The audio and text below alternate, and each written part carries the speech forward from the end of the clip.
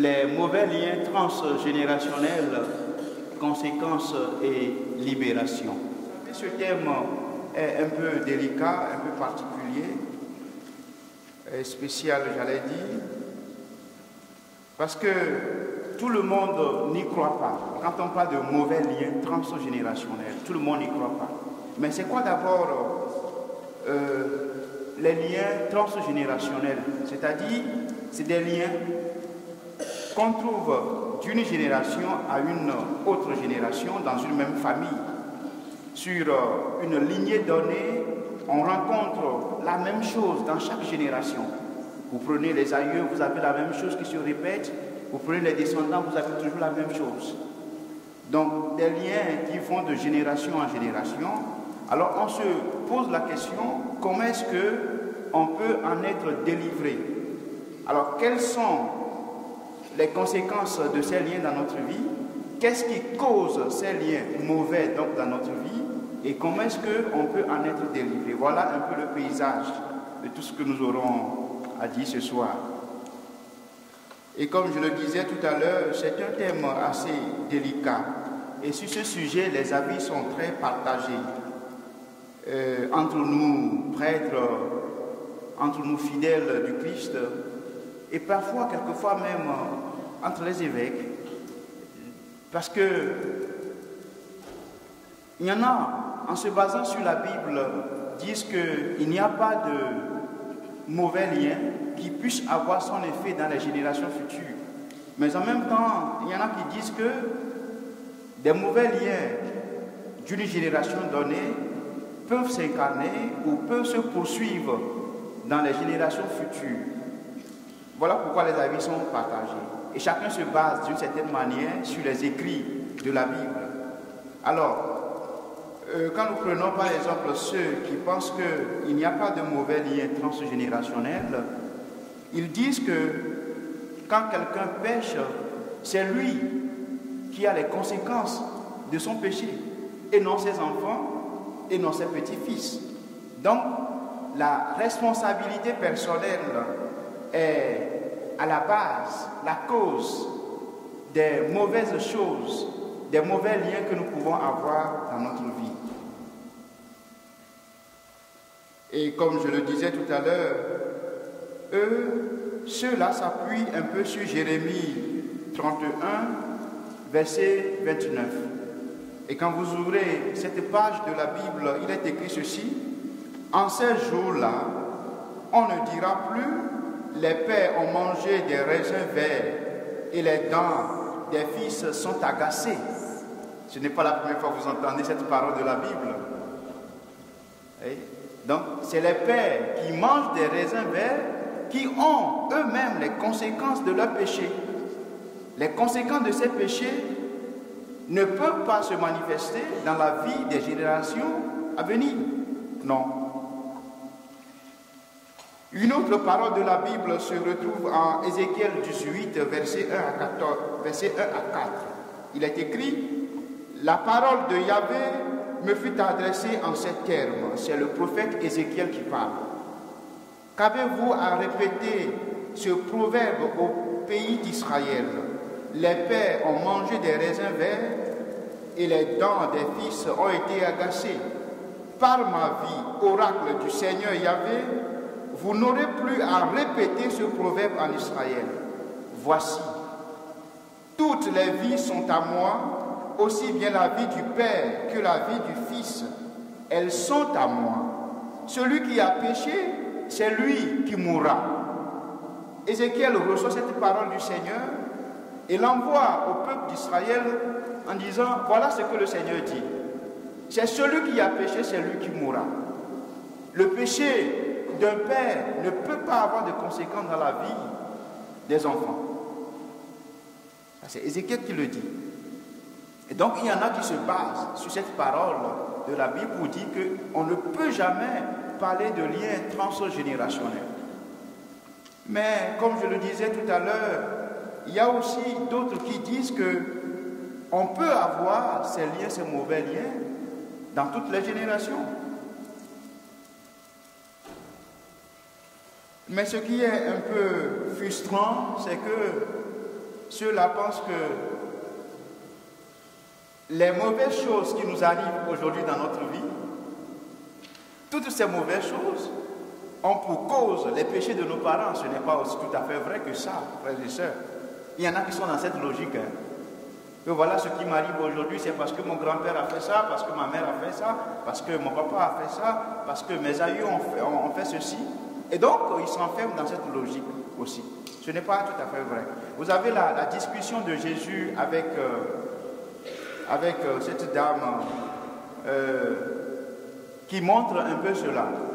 Quand Jésus a guéri l'aveugle-né dans l'évangile, on lui posa la question, est-ce que c'est lui qui a péché ou encore si ce sont les parents qui ont péché pour qu'il soit né aveugle? Et qu'est-ce que Jésus a répondu? Ce n'est ni celui-ci, ni donc l'enfant, ni ses parents. Mais il est né aveugle pour que la gloire de Dieu puisse être manifestée en lui. Mais regardez bien un peu la réponse de Jésus.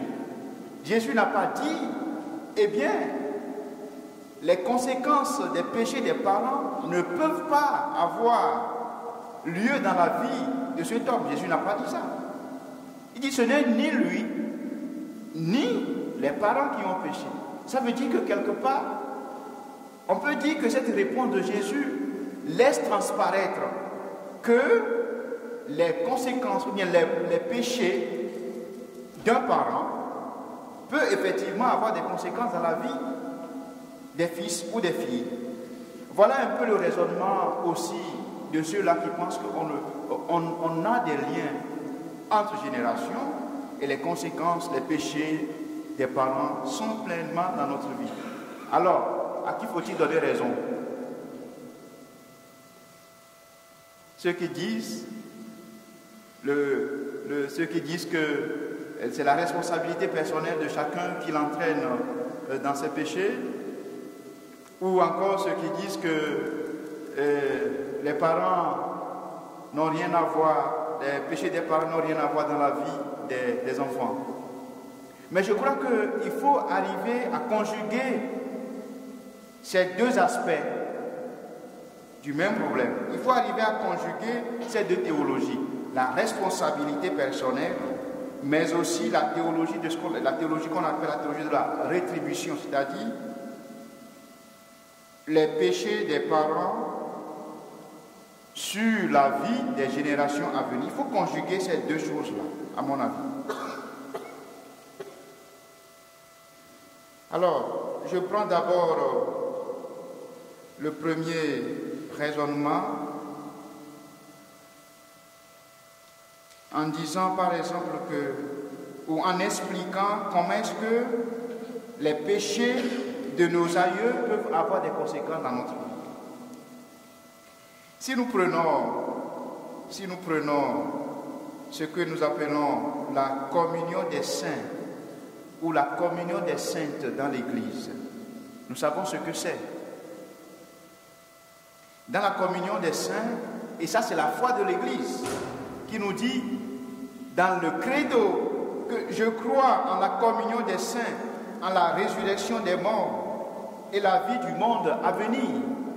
C'est notre foi et que nous récitons, nous proclamons chaque dimanche. Aussi dans la pratique de l'Église, nous avons ce qu'on appelle la litanie des saints. Au cours des ordinations, vous avez certainement vu une fois l'ordination d'un prêtre, d'un diacre ou encore d'un évêque. Qu'est-ce qui se passe? Vous avez le prêtre, le candidat qui est couché, le ventre contre le sol, donc il se procède totalement et on récite la litanie des saints, on prie la litanie des saints sur les candidats au sacerdoce.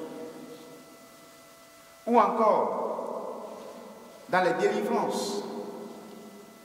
Et là, c'est un secret, pas un secret, mais c'est comme ça se manifeste.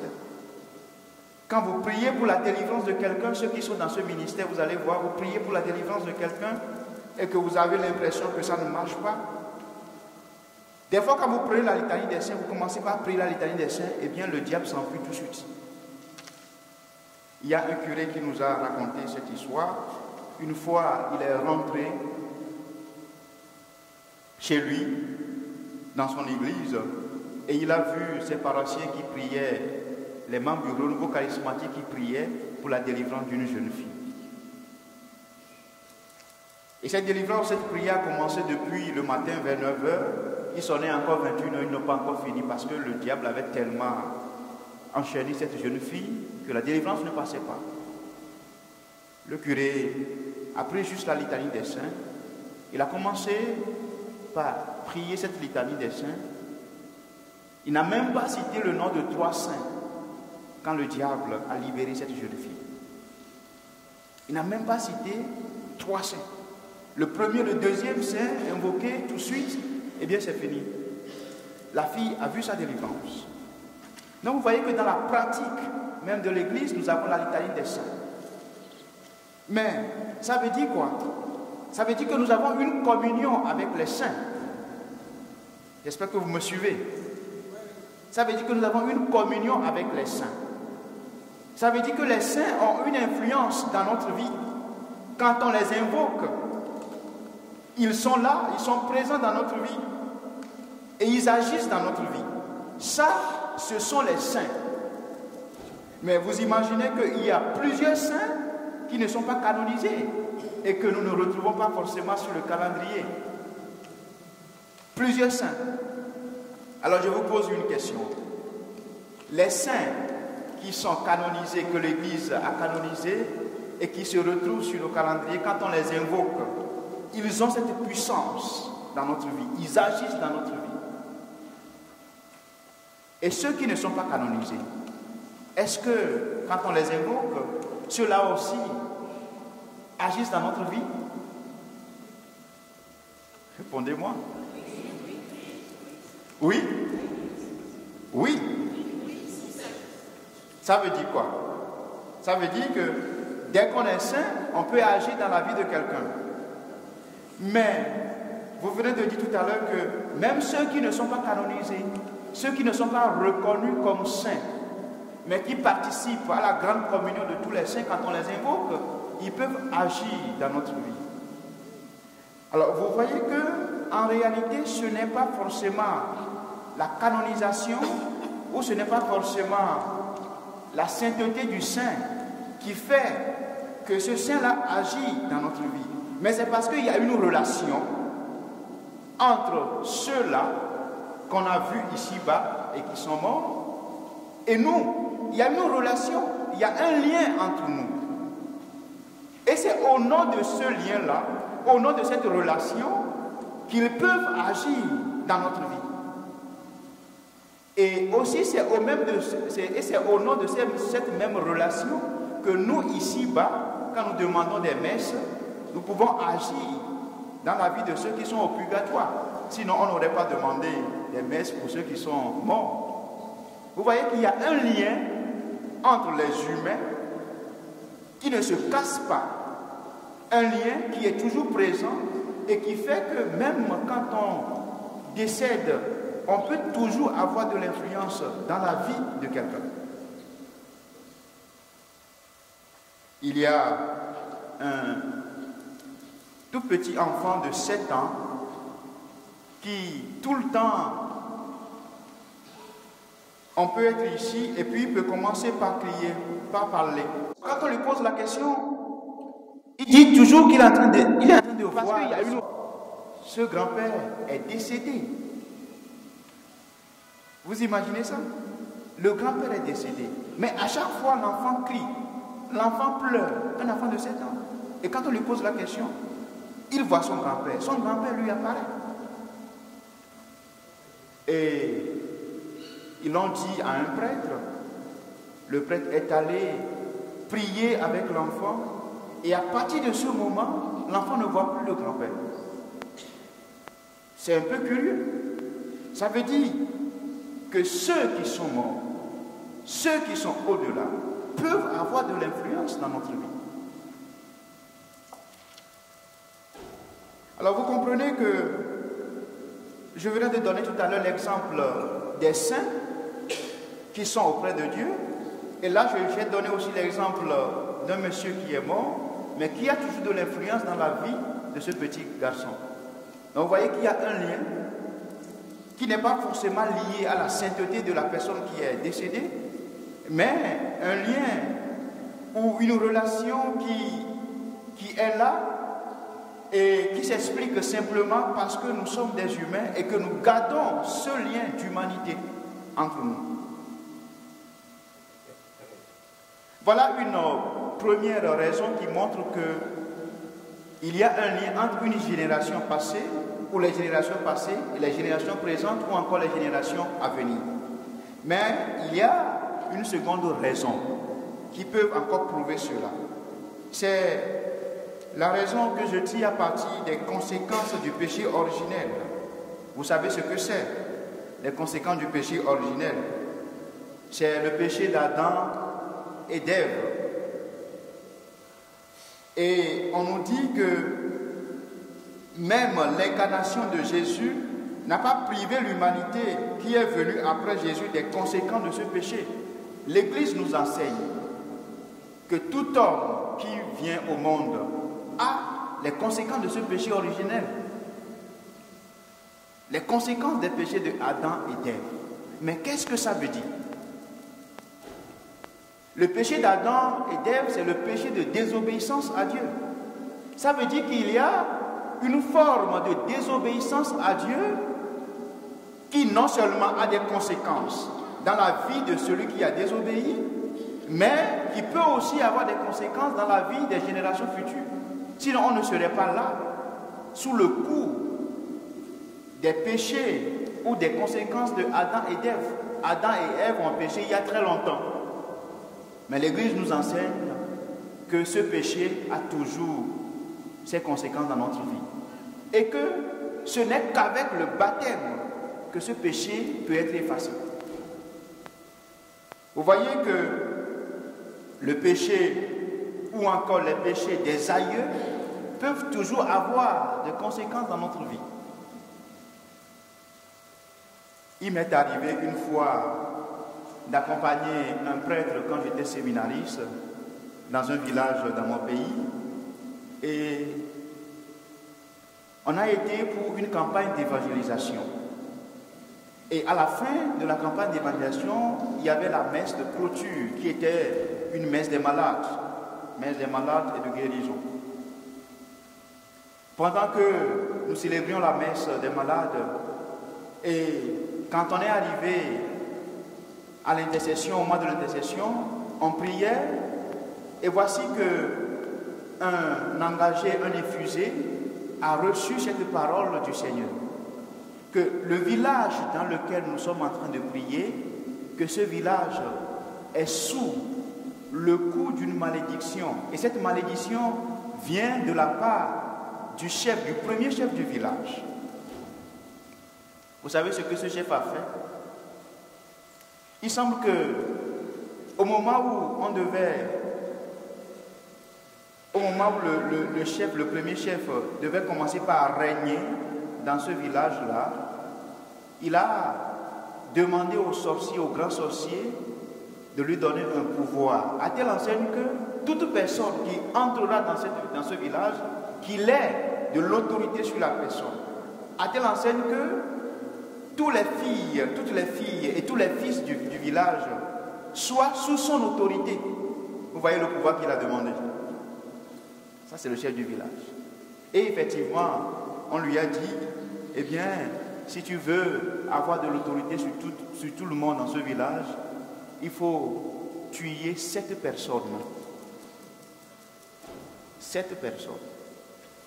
On a tué les 7 personnes parce que un autre chef est venu témoigner après.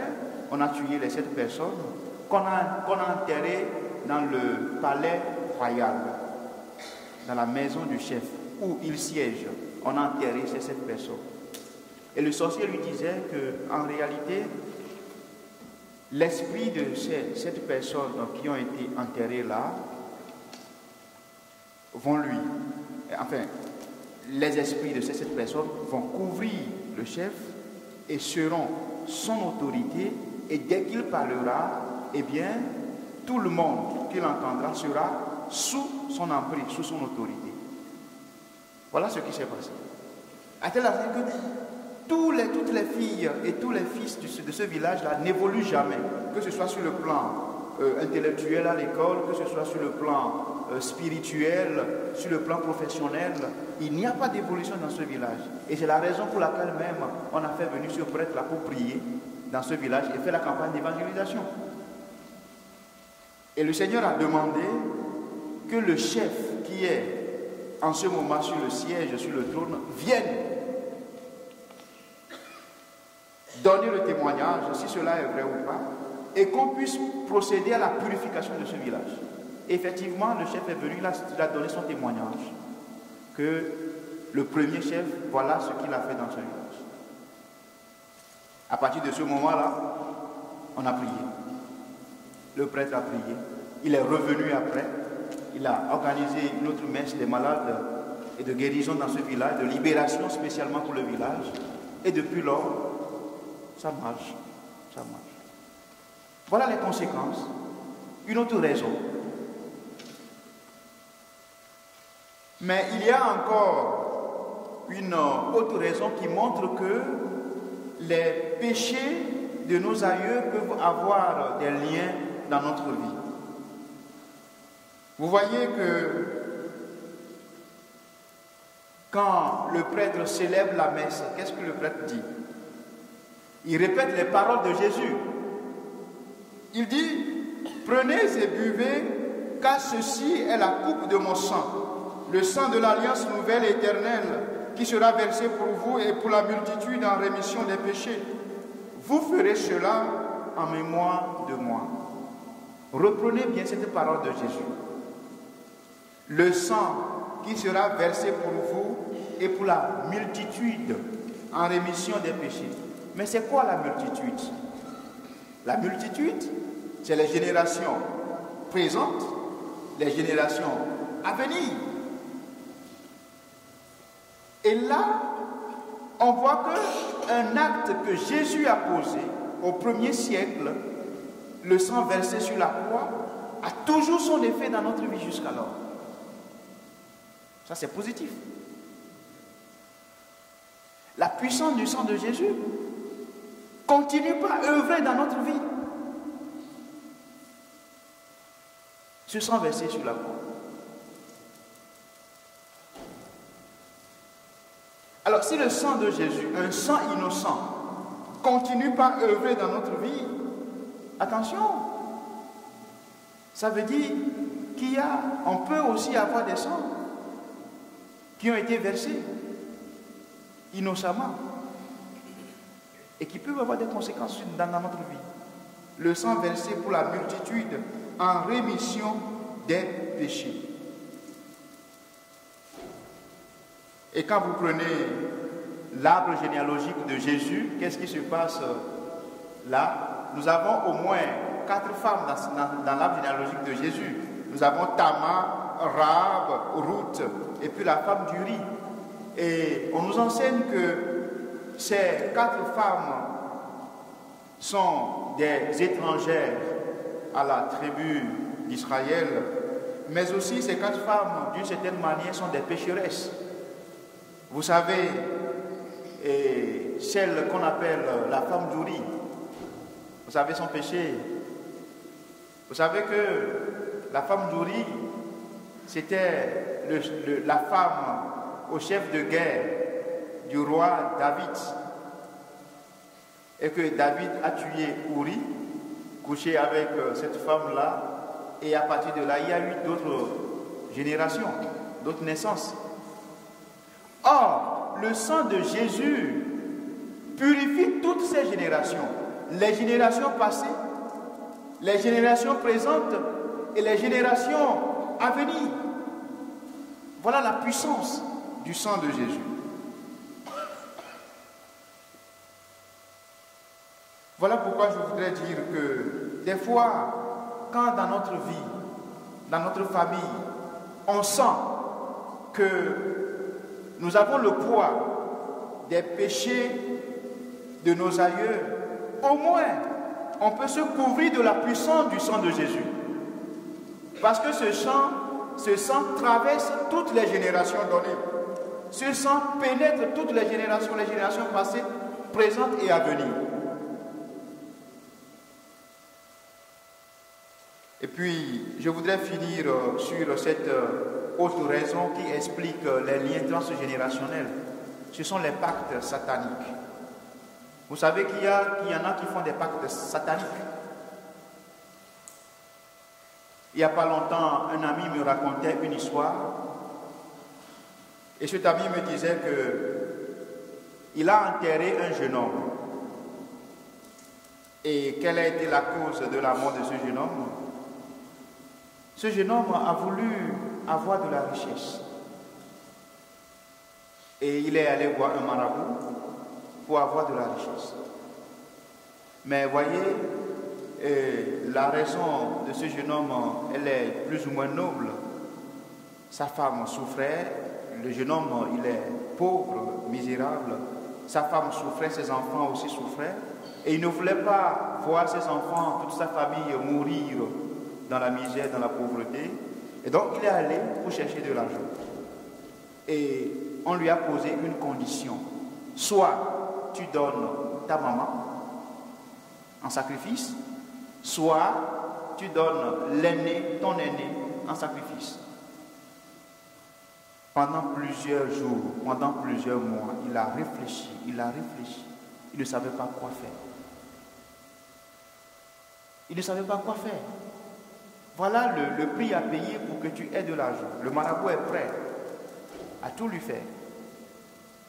Après 3 mois, il réfléchit, il se dit, c'est trop difficile pour moi.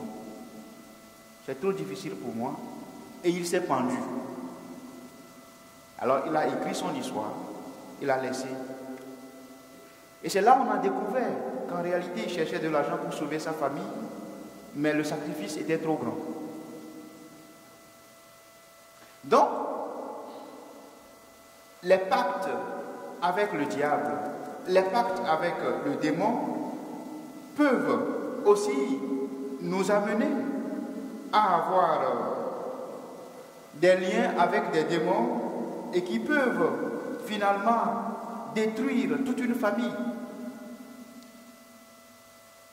Il m'est arrivé de vivre une histoire assez particulière. C'est que il y a une dame qui était tellement riche et qui est venue me voir. La dame est venue me voir parce que au bout de 7 mois, il a perdu 6 de ses grands frères. Sinon, ils sont 7 pour leur maman. Et chaque mois, le premier grand frère est parti, le second est parti, les mois de façon consécutive. Alors, elle restait toute seule. Elle est venue me voir, mon père, voilà ma situation, je ne comprends rien. Mes grands frères sont tous partis, ils sont morts. Alors il ne reste que moi. Je ne sais pas ce qui va m'arriver à la fin de ce mois. Est-ce que je vais mourir aussi ou pas? J'ai commencé par prier avec la dame. On priait. À un moment donné, j'ai eu la motion intérieure d'aller prier avec la dame dans la maison. Quand nous sommes rentrés, on a prié dans la maison familiale, là où ils ont grandi. On a prié, on priait. Et à un moment donné, j'ai arrêté la prière, je lui ai posé la question. Qu'est-ce qui s'est passé de façon tragique dans cette maison, au-delà du fait que tes grands frères, chaque mois, sont en train de partir? Il m'a dit juste que, elle m'a dit plutôt juste que, au début, avant que ces événements malheureux ne commencent dans la famille, un jour, tous les animaux qui étaient dans la maison sont tous décédés d'une certaine manière bizarre. Il y avait 2 chiens, il y avait le chat, et puis il y avait d'autres animaux dans la maison. Le même jour, tous les animaux sont partis. Et c'est à partir de ce moment que les grands frères ont commencé par s'en aller aussi un à un, l'un après l'autre. Donc j'ai repris la prière avec la dame. Je lui ai posé la question et si elle connaît la divinité qu'on appelle Kenessi. Bon, ça c'est pour ceux qui sont du Bénin ou du Togo, qui peuvent comprendre cette divinité. Elle dit non. Alors j'ai continué ma prière avec elle. J'ai aspergé la maison. J'ai prié et puis j'ai aspergé toute la maison. Il restait une dernière chambre que j'allais asperger, bénir et partir. Et quand nous sommes rentrés dans la chambre, il n'y avait rien. C'était bien carrelé. Tout est bien propre dans la maison. Il n'y avait rien. Rien. Il y avait juste un collier collé quelque part au mur. Un collier, des amulettes, quoi. Un collier. Et puis avec un foulard blanc. Les deux qui sont collés sur un mur quelque part. Rien d'extraordinaire. Et pendant que j'ai fini d'asperger cette salle, cette chambre, quand nous sortions par la porte, eh bien le collier et le foulard sont tombés. C'était un peu bizarre pour nous. Parce que personne ne les a touchés. Ils sont tous tombés là. Et ce qui est encore plus bizarre, c'est que quand le collier et le foulard sont tombés, ces deux choses ont commencé par faire un mouvement sur le sol. Vous voyez comment est-ce que le serpent rampe. Commencez par faire ce mouvement sur le sol. Eh bien, il faut être garçon pour être là. Hein. Je vous assure, il faut être vraiment solide. Le collier qui commence par faire le mouvement circulaire sur le sol, avec le foulard, les deux ensemble, circulaient de cette façon-là. Alors, moi, il faut prier. J'ai continué par prier, je priais intérieurement, jusqu'au moment où le collier et le foulard se sont arrêtés sur un carreau donné. Alors, c'était un peu bizarre. J'ai continué ma prière, j'ai pris l'eau bénie, j'ai aspergé, etc. Et pendant que le mouvement s'est arrêté et que j'ai pris le collier et le foulard, moi je les ai pris pour aller les détruire totalement après, je remarque qu'il y a ce carreau qui s'est cassé. Pendant que je prenais le collier et le foulard, le carreau s'est cassé. Le carreau sur lequel les deux se sont arrêtés après leur déplacement. Le carreau s'est cassé. Alors, ça a commencé par m'intriguer sérieusement. Ça fait 3 événements. Ils sont tombés, ils ont eu ce mouvement, ils se sont arrêtés quelque part, et dès que j'ai pris les trucs à ce niveau-là, le carreau qui est là s'est cassé automatiquement. Et j'ai demandé à la dame d'enlever les carreaux cassés, et puis on va creuser. Et quand on a creusé, frères et sœurs, c'est là où vous allez découvrir une marmite. Une marmite autour de laquelle il y avait des signes de cette divinité qu'on appelle Kénésie. Et le secret de cette divinité, c'est que elle est une divinité qui a en elle 40 autres divinités. 40 autres divinités. Et cette divinité, en réalité, ne boit que du sang. Comprenez? Elle ne boit que du sang. Alors, j'ai commencé par poser des questions à la dame qui est venue me voir. C'est elle qui m'expliquait qu'en réalité, cette chambre-là, c'était une chambre réservée à maman, à leur mère, qui n'utilise que cette chambre. Personne n'entre dans cette chambre. Et elle m'a raconté un peu l'histoire de leur maman, qui m'a dit à un moment donné, en réalité, leur maman était une pauvre commerçante, mais d'un seul coup, elle est devenue très riche.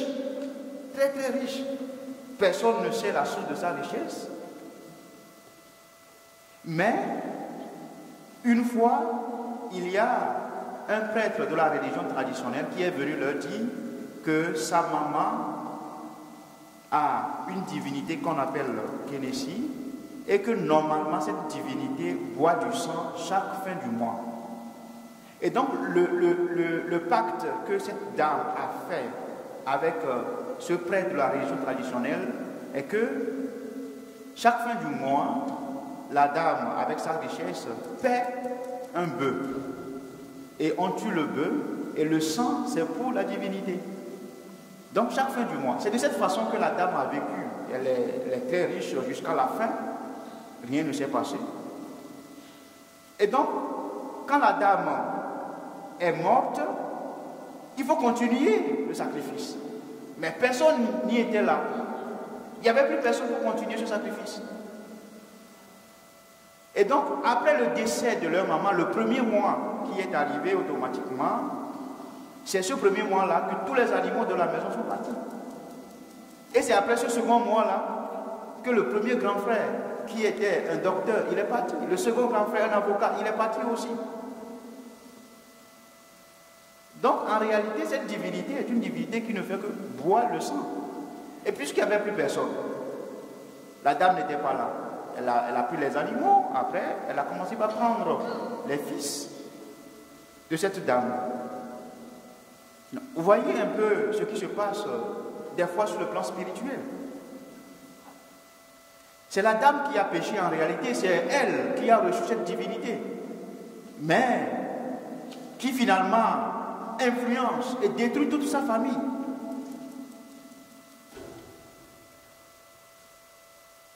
Donc, les péchés des aïeux peuvent avoir des conséquences dans notre vie, si on ne le sait pas.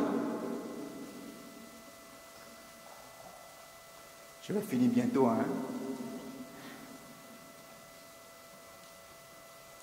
Alors, comment est-ce qu'on peut en être délivré?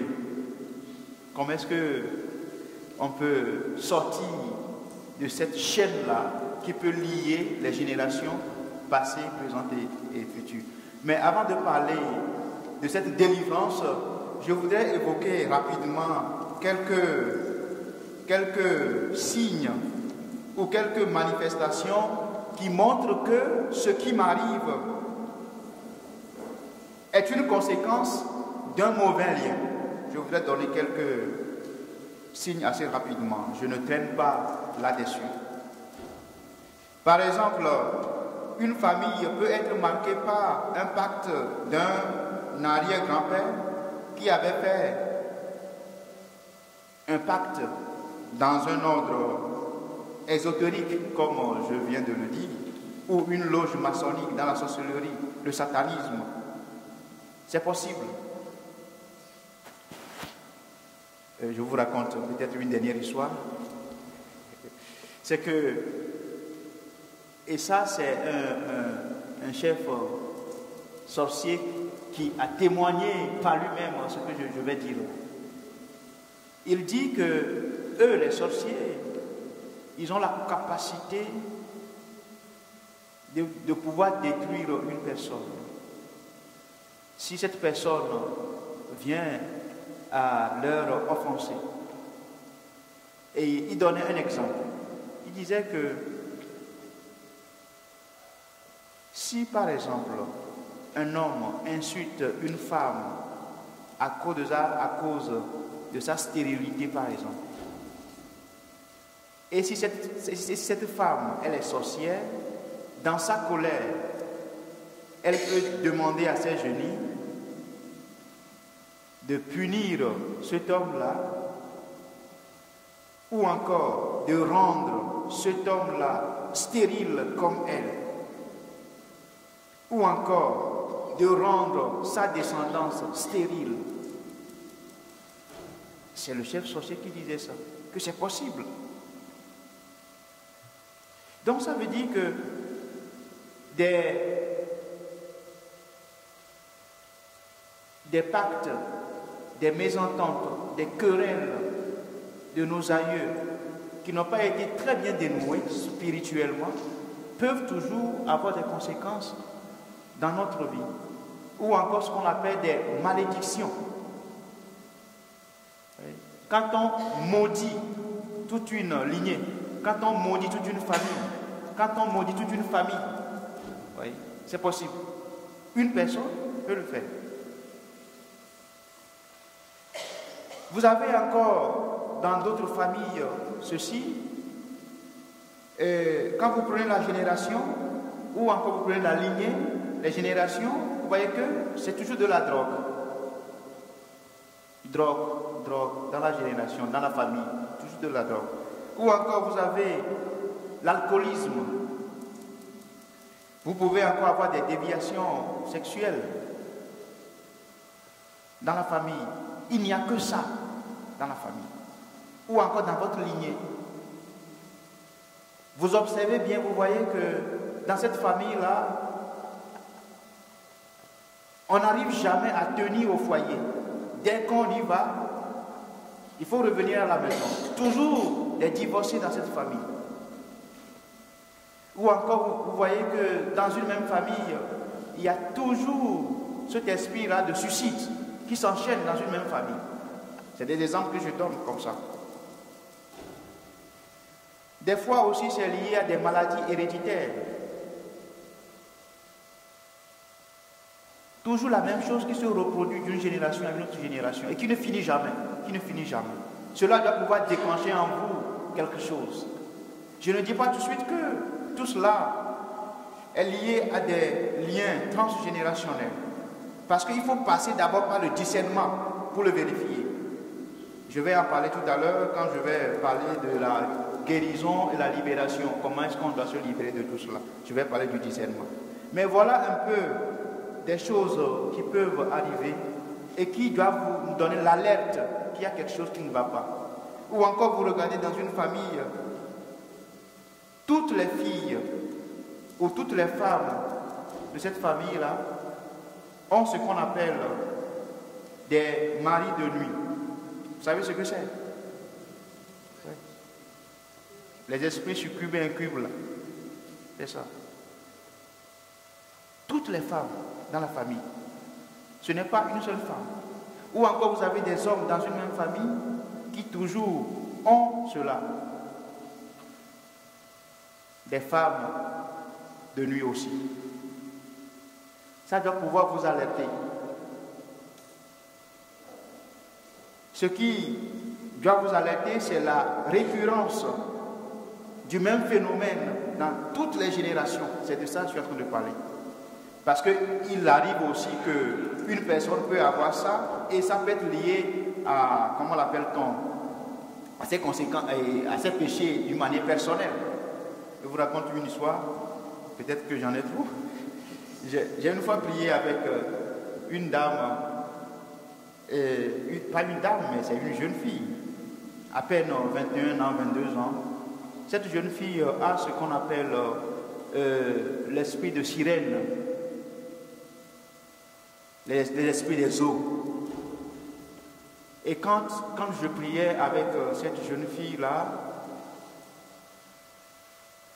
il est arrivé que on a exposé le Saint-Sacrement, on était en train de prier, et l'autel que cette jeune fille a établi pour cet esprit des eaux, l'autel s'est écrasé dans sa maison. On était en train de prier ici. Imaginez, voilà, nous sommes dans notre église en train de prier, et dans sa maison, là où elle vit, pendant que nous sommes en train de prier, l'autel s'est écrasé de l'autre côté. Alors on a appelé la jeune fille pour lui demander, pour lui dire, mais à tel moment, ton autel à la maison s'est écrasé. Et quand on a vérifié, c'était pendant le moment que nous étions en train de prier. Et j'ai posé la question à la fille, mais cet autel-là, c'est quoi pour toi? Et la fille me répond, en réalité, elle a ce pacte avec les esprits des eaux. Et ce pacte, c'est que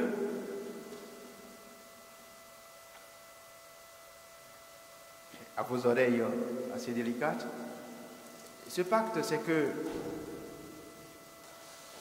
elle a voulu avoir de l'argent dans sa vie, toujours de l'argent, mais de l'argent facile.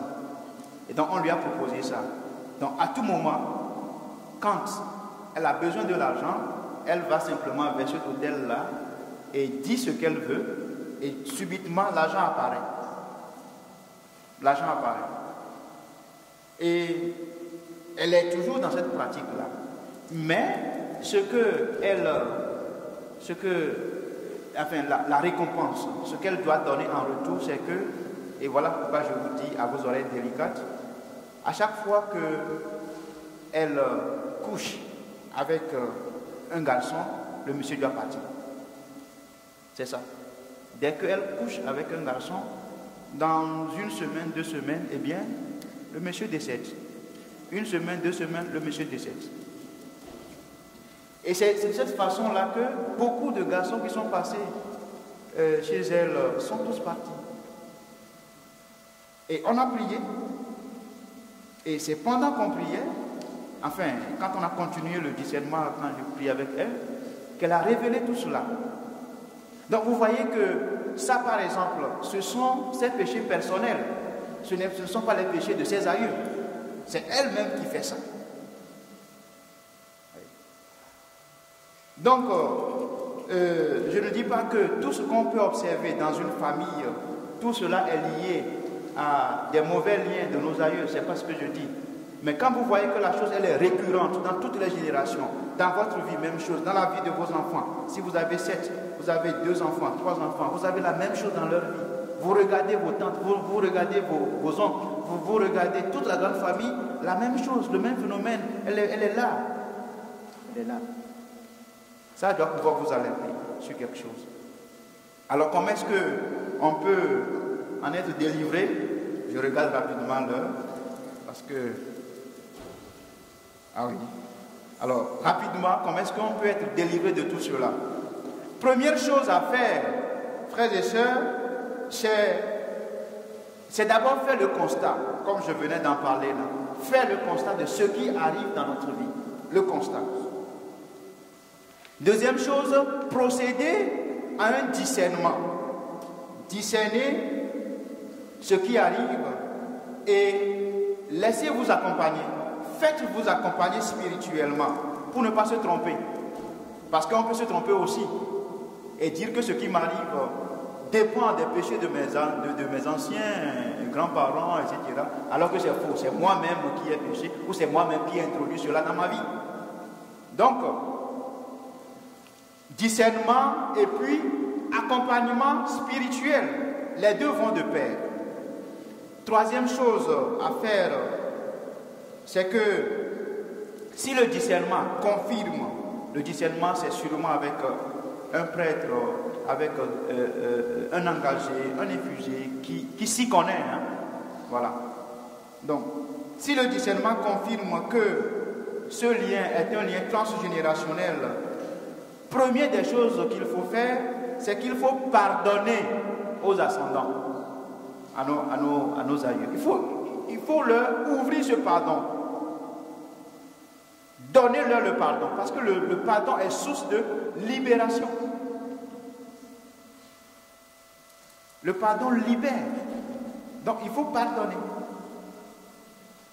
Si jamais c'est confirmé que ce que je vis actuellement dépend d'eux, alors il faut leur pardonner.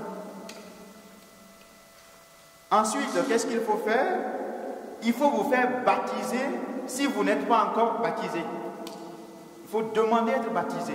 Parce que le baptême efface les péchés dans notre vie. Donc il faut vous faire baptiser. Très souvent, moi je le dis à ceux que j'accompagne, que en réalité, ce dont nous chrétiens nous avons besoin, ce n'est pas tant de la délivrance, ce n'est pas tant de l'exorcisme. Peut-être que je vous scandalise, mais oui, c'est ça. On a besoin d'une vie spirituelle très forte. On a besoin d'être spirituellement bien. Ce n'est pas mon Père prie pour moi, mon Père j'ai besoin de délivrance, non. Le Seigneur nous dit par le baptême, vous devenez prophète, prêtre et roi. Tous ceux qui reçoivent le baptême. Et donc, il faut ancrer notre vie dans une vie sacramentelle. Il faut ancrer notre vie dans une spiritualité, faire asseoir notre vie sur la puissance de la libération de Jésus-Christ. C'est de ça d'abord que nous avons besoin. L'adoration continuelle et perpétuelle.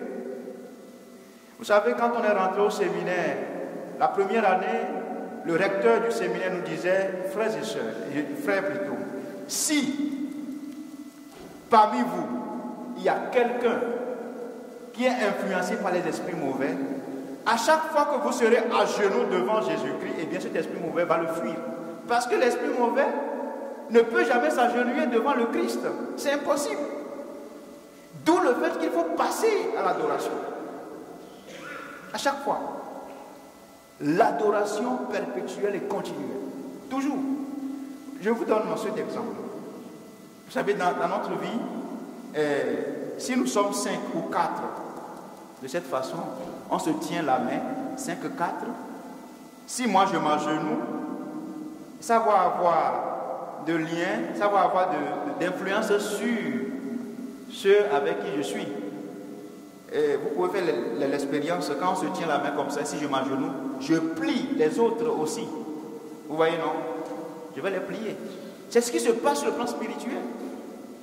Quand vous vous agenouillez devant le Christ, quand vous vous humiliez devant le Christ, vous vous donnez au Christ totalement, vous vous abandonnez au Christ, eh bien, tous ceux qui ont de lien avec vous spirituellement, tous ces esprits spirituels, tous ces esprits qui sont en relation avec vous, aussi vous les attirez vers le Christ, vous les attirez à genoux vers le Christ. Et tôt ou tard, ils vont vous fuir, parce que le Christ va demeurer en vous. Donc, en réalité, ce dont nous avons besoin, frères et sœurs, c'est une vie spirituelle dense, réelle et vraie. Ça d'abord, avant la délivrance. Voilà pourquoi, moi, quand je vais d'abord prier pour la délivrance de certaines personnes, je leur donne des exercices spirituels à faire. Beaucoup d'exercices spirituels. Ça peut même durer sur 1 an, sur 2 ans. Quand finalement on sait que ce qui est à ce niveau-là, c'est un lien spirituel, il faut passer à une pratique sacramentelle très riche spirituellement. La communion, le chapelet, l'adoration, ce sont des choses qui nous libèrent. La confession. La confession. Vous ne pouvez pas prétendre vous libérer si vous êtes toujours dans le même péché. C'est impossible. C'est impossible. C'est comme quelqu'un qui veut être propre, mais à chaque fois quand il sort de la douche, il va se mettre dans la boue. Comment est-ce que tu veux être propre? C'est impossible spirituellement. Si tu veux être propre, mais quand tu sors de la douche, mais reste dans une propriété.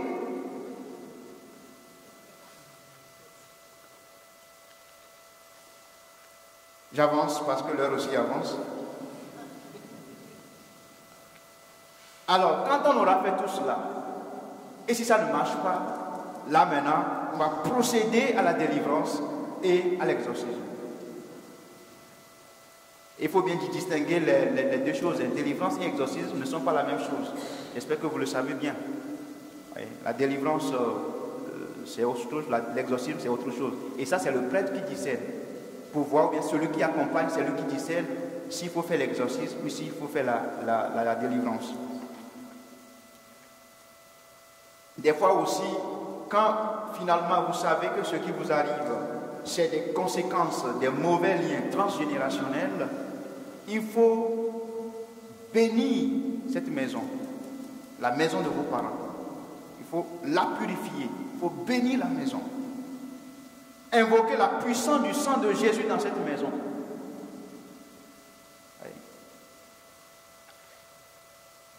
Alors, je finis tout simplement en disant que il ne faut pas confondre les choses. J'ai parlé de beaucoup de choses, mais il ne faut pas confondre les choses.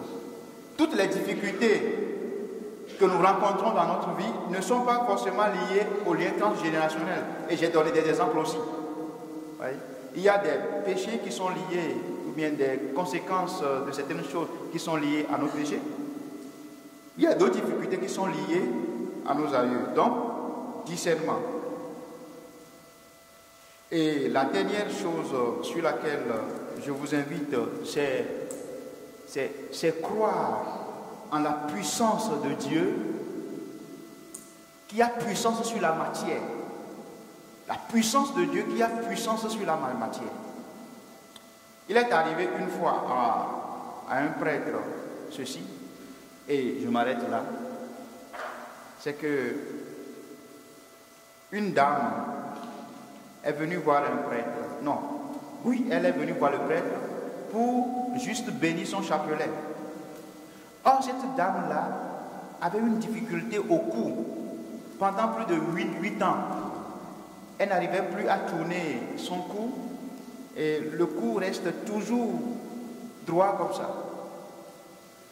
Et pendant que le prêtre bénissait le chapelet, c'est ça aussi la puissance de Dieu. Dieu nous croise des fois là où on ne l'attend pas. Pendant que le prêtre bénissait simplement le chapelet, eh bien son cou, elle a reçu quelque chose ici, comme si on l'a tapé dans le cou. Et tout de suite, elle a commencé par faire le mouvement dans son cou. Le mouvement est rentré dans son cou. Et le prêtre lui pose la question, mais madame, qu'est-ce que vous avez? Elle dit, mon père, ça fait déjà plus de 8 ans, je n'arrivais même pas à tourner le cou. Mais j'ai fait tous les traitements possibles. Ça ne marche pas. Et là, maintenant, je commence par tourner le cou. Et on a fouillé, le prêtre a fouillé. C'est une longue histoire. Simplement, c'est ça aussi des fois. Malheureusement, on tombe sur des partenaires en couple qui sont très pervers. Très, très pervers. La dame, elle est en couple avec un monsieur qui est dans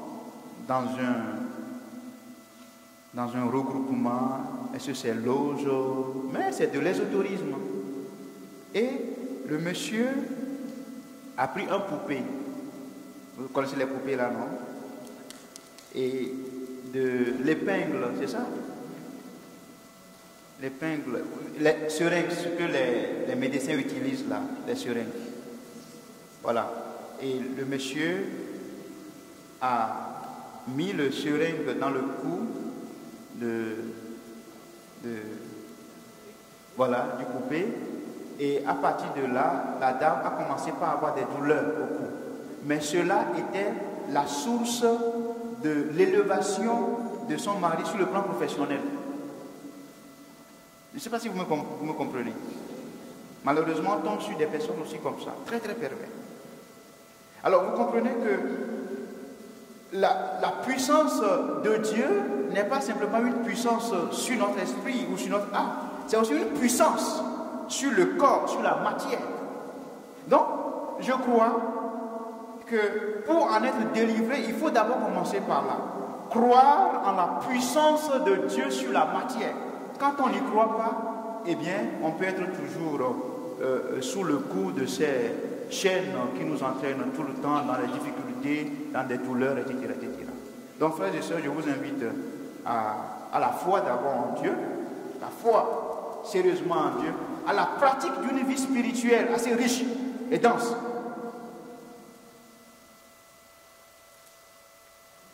Et ensuite, laissez-vous conduire par la puissance de l'Esprit Saint. Amen. Voilà. Je vous remercie.